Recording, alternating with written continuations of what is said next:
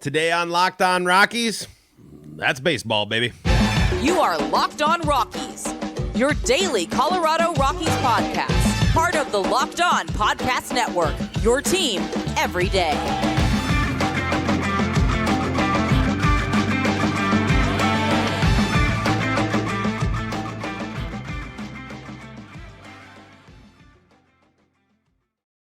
Rock on Rockies fans, welcome into the Locked On Rockies podcast for today, the 9th day of August in the year 2023. I am your host of the Locked On Rockies podcast, Paul Holden, your Rockies fan extraordinaire, bringing you your daily Colorado Rockies talk right here on the Locked On Podcast Network, where you can find your team every day. If your team is the Colorado Rockies, guess what? You're in the right spot. That's what we do each and every day around here is talk about the Colorado Rockies, even when things, unfortunately, don't go the Rockies' way, like it did in the finale against Milwaukee. We'll talk about that and a lot of positives to look at from this series and from that game itself.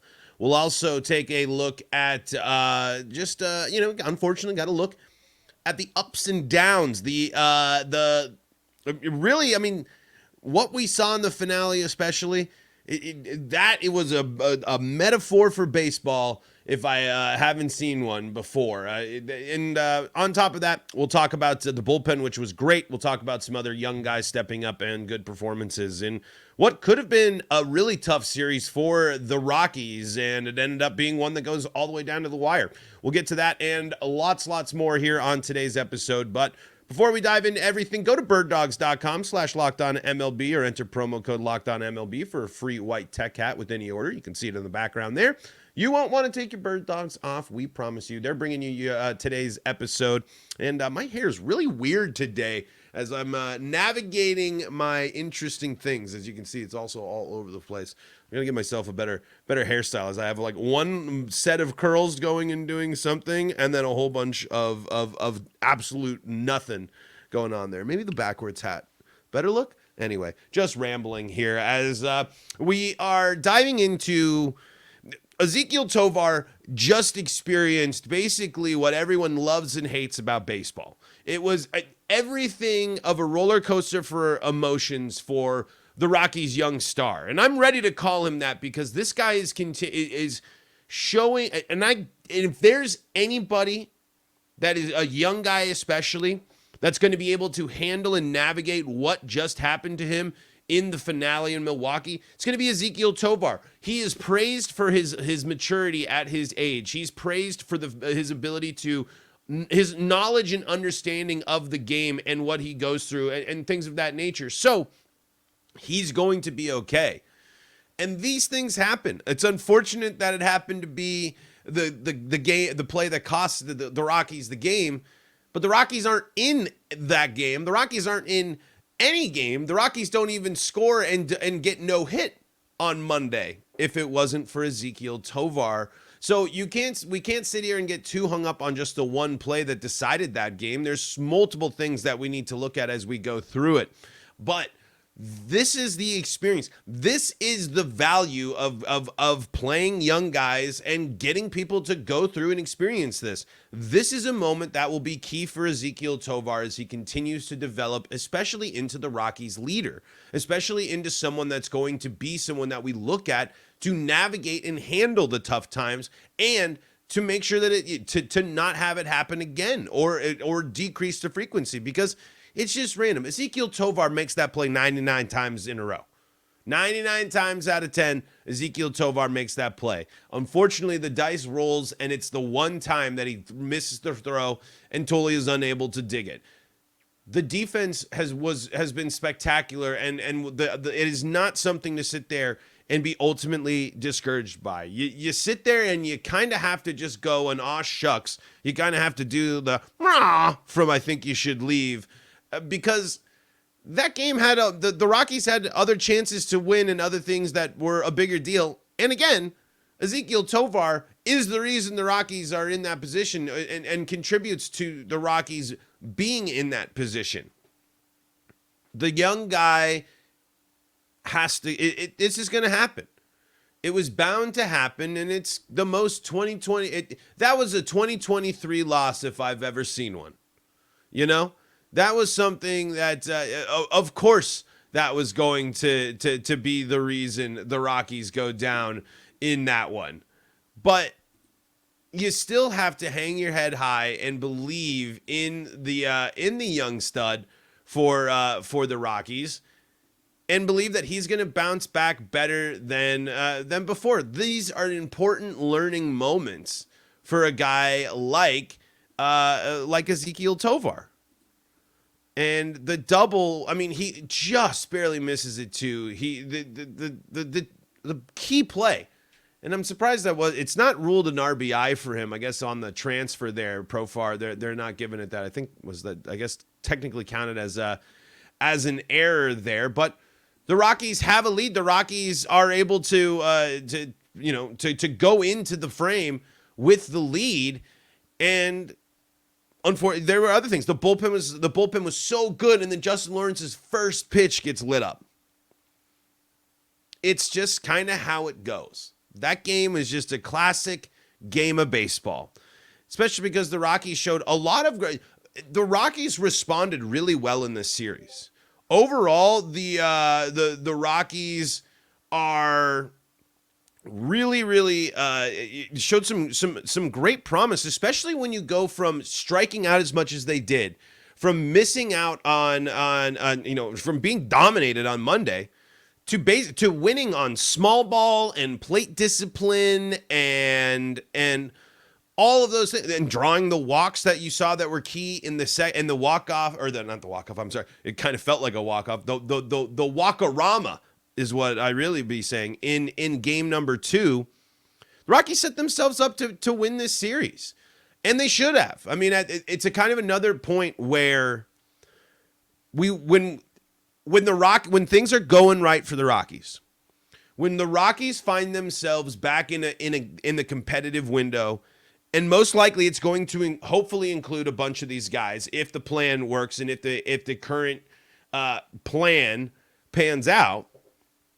Instead of Tovar underthrowing that, it's going to be the play. The play is made, and it's going to be a key back-to-back road series win to help the Rockies get a key boost in a playoff push. This is a massive learning opportunity for the young guys, and it was great to see the Rockies led by a lot of the young guys in this series. Nolan Jones in particular had a great series. Ezequiel Tovar himself had a wonderful series there, struck out 3 times in the series, but at least 1 hit in every ball game, driven in a run in every single one of the ball games against the Brewers there, and got that home run, the sole hit for the Rockies there on Monday's game. It's clear that the Rockies have a great amount of respect and admiration for Tovar, as they should, because moments like this are going to help make Tovar better. And at the end of the day, you have to be encouraged by the way the Rockies were able to back up their starter, and in a lot of ways is in this finale. And you can't just focus on the one misstep there, because the Rockies missed out on a couple of opportunities throughout that game, especially after jumping out ahead to a 4-0 lead. And then so it's a way bigger mix. And they mentioned this, and they made to me they were for sure to point this out on the broadcast as well, which I think is a good thing to point out too. Tovar was immediately greeted by McMahon and Trejo, talking him up and telling him that he's got it, and that's the teamwork there. The Rockies might not always show success on the field, but they are a strong team, and they are a strong clubhouse, and I believe that type of stuff, that type of way of talking each other up is important. That's how you build the relationships through these the tough times, to make it so you're more confident in each other and you feel more trusting of each other when things are going good, and you need to be able to trust in the people around you. So you can't sit there too long and dwell on that for Tovar, especially with how impactful he's been. Easily been one of the Rockies' better players this year. The chips just didn't fall for the Rockies in this one, but overall, there's a lot to like about this series. So let's dive into that. Let's take a look at some of the things to enjoy from this last series, some of the things that were obviously a bummer from this series, let's break down some more of it instead of just focusing on that finale there. We'll do that coming up here in segment number 2. Before we do that, though, want to tell you about our friends at Bird Dogs. Bird Dogs, folks, I got to tell you, they're shorts and pants designed for exactly someone like me. I love shorts. It's everything I do is built around shorts. I like the way I look in shorts. I like the way I feel in shorts. I run hot, so I need to wear shorts a lot. But oftentimes I'm wearing my sweat shorts and they don't have the best look. Well, Bird Dogs got me covered with these great khaki shorts that are designed to fit slimmer through the thigh and leg to really give me a sculpted look. I got big, meaty thighs, so I kind of, if I'm going to show something off, that's kind of part of what I like to show off, and Bird Dogs help me do that, and they are very flexible, and they're perfect for every occasion, whether you need to head into the office or head to the golf course. You can see for yourself all the great products available at birddogs.com/lockedonmlb. You can see this cool hat that you can get when you enter the promo code LockedOnMLB. You can see it in the background there. That's with promo code LockedOnMLB with your order. That's birddogs.com/lockedonmlb. Promo code LockedOnMLB, and you can check out that free white tech hat. You won't want to take your Bird Dogs off. We promise you. Folks, this is the Locked On Rockies podcast. We're free and streaming on your favorite streaming service, bringing you your daily Colorado Rockies talk right here on the Locked On Rockies YouTube channel and SiriusXM and the SiriusXM app. Check them out. All you got to do is search Locked On Rockies. On there, you'll find us. Or if you need your play-by-play action for the Colorado Rockies, just search Colorado Rockies right there, SiriusXM and the SiriusXM app. Hey, even though the Rockies lost this series, it was a great sign for some Rockies. Jurickson Profar had a nice game and is starting to contribute there. That's what the Rockies desperately need, because the Jurickson Profar has not been very good this year. Certainly the question of why does he get the DH role so often and lead things off for the Rockies should be asked more as we continue to go through the season, especially if things don't change. But you can potentially look at this as maybe Profar getting into a little bit more of a groove. But the big player I wanted to focus on is Nolan Jones. And unfortunately, the big thing, we got a full display of kind of Nolan Jones in this series. 5 strikeouts in total over the 3 games. But in that time, 2 home runs, including his multi-home run game. Really including his multi-home run game there against the Brewers. But picking up another hit and another RBI in this one, in the finale as well. The power and intrigue of Nolan Jones continues to grow for me. I'm really interested to see how the rest of the season goes for Nolan Jones. He's someone, the power is one that gives me an excitement. And the batting line so far, 280, 361, 869 over 193 at-bats, very encouraging for me. It means that you can see that he's able to handle major league pitching, and he has the ability to punish major league pitching. 11 home runs, though, so far this season, 29 RBI, and 7 stolen bases for Nolan Jones here so far. Last 7 games for Nolan Jones, he's batted .360 with a .414 average OBP and a slugging of .720. And the slugging remains pretty high there if you go up, even up as the last 30 games, up to .463. So the main concern is the strikeouts, and I'm hoping that's something the Rockies in general can adjust on and make it better. We talked all about that yesterday.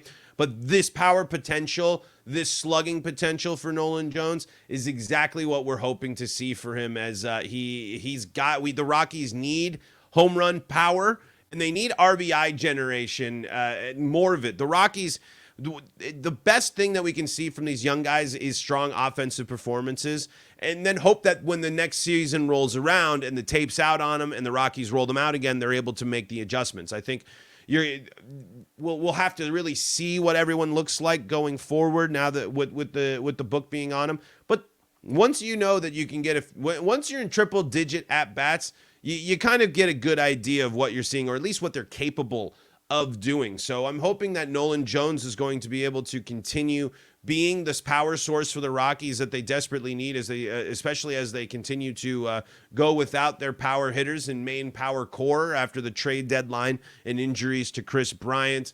And I guess can't really call Chris Bryant part of the power core, but regardless, there's encouraging trends for Nolan Jones there, and there's the best thing is I'm most encouraged by one, the Rockies continuing to put him in there and find positions and spots for him in the lineup as he can be someone that I'm interested to see if he does get any DH time or how the Rockies navigate Nolan Jones when with the return of Chris Bryant, whenever that's supposed to be, or if it happens. I don't really quite know what's going on with Chris Bryant and the injury there.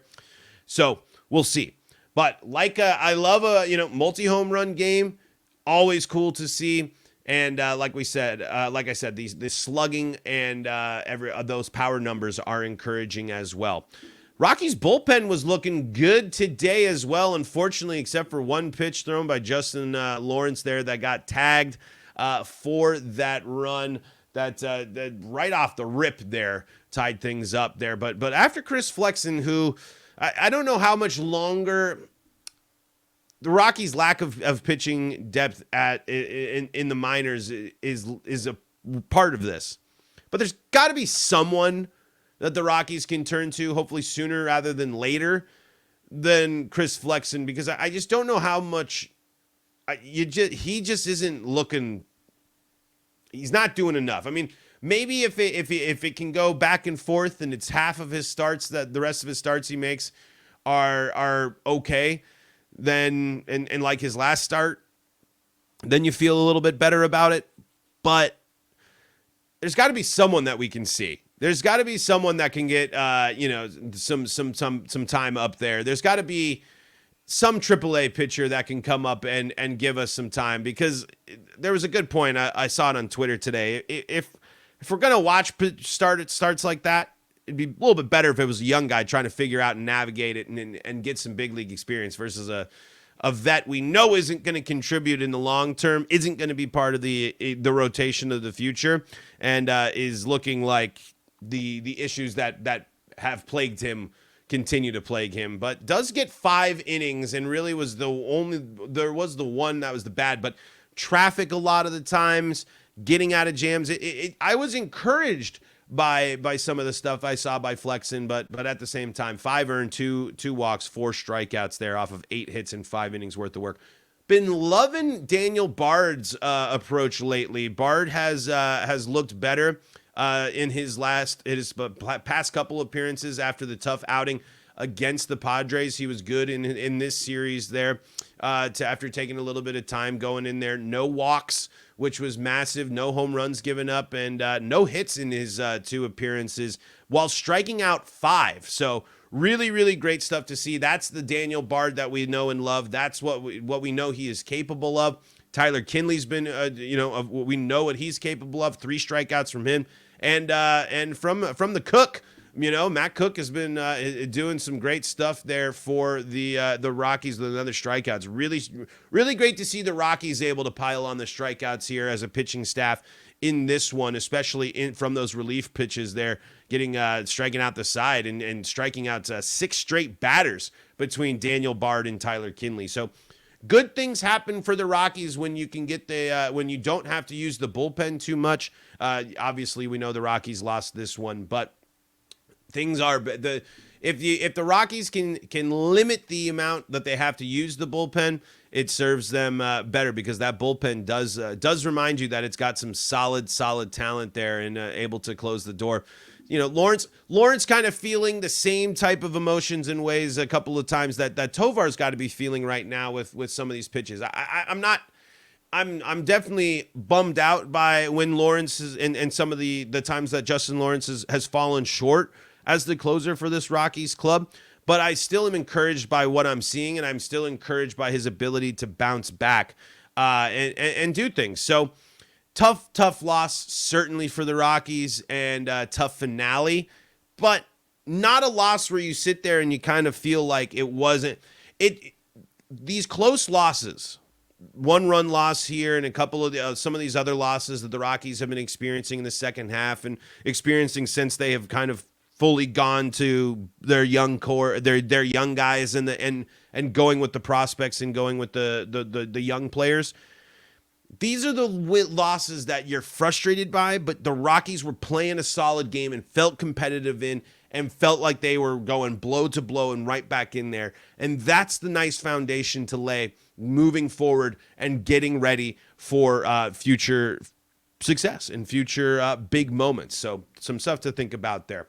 We'll look ahead and continue to break things down here on the Locked On Rockies podcast. And we got lots more Rockies talk coming to talk with you after the break.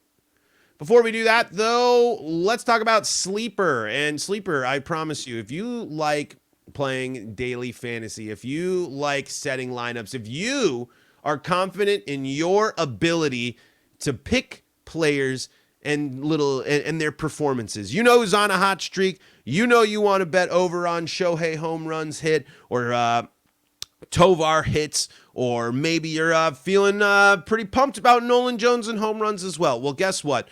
All you got to do at Sleeper is swing for the fences, and you can get it up to 100 times payout. Choose 2 or more players that you like and select more or less on their stat categories like home runs, strikeouts, hits, and more. They got dynamic payouts. Each player has a projection as a multiplayer attached to it as opposed to preset multiplayers. So those dynamic payouts have more stat categories to place to go after. So that allows you more options as you pick the best slip.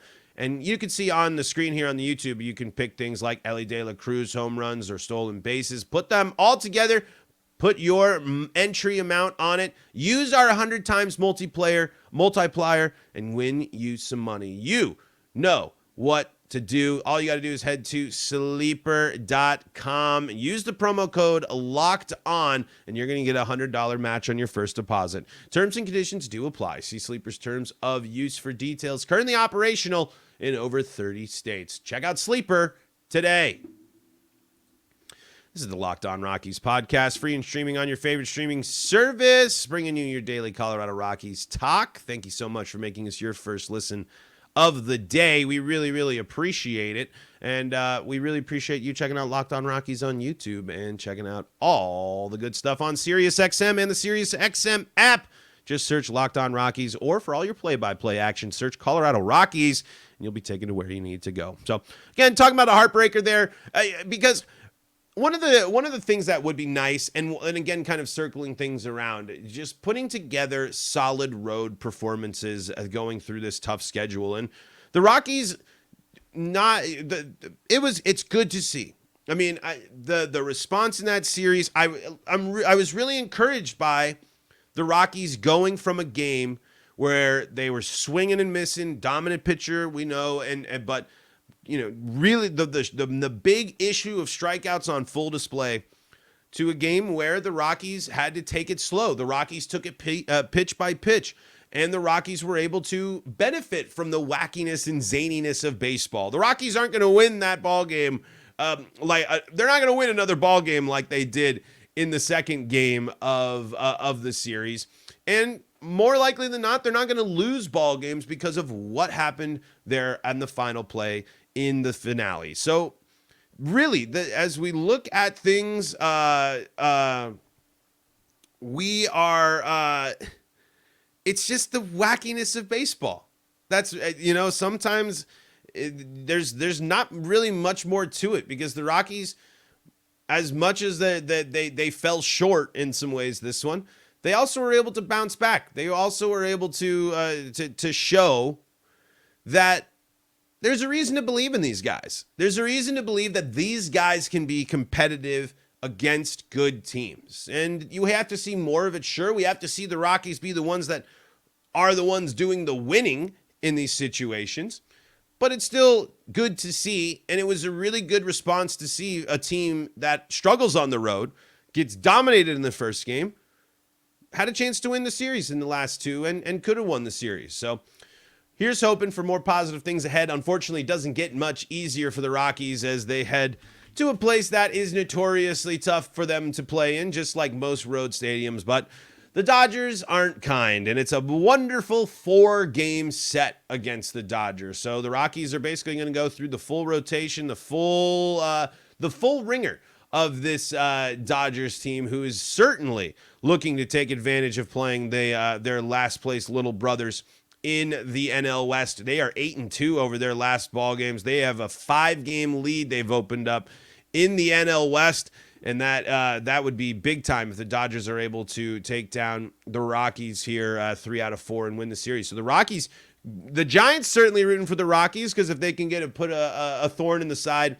of LA, the Giants can make up some ground. The Diamondbacks, unfortunately, kind of free falling back to earth and back into the middle of the pack. Certainly not helping their wild card chances too much. Certainly in the race still with the way things are shaping up.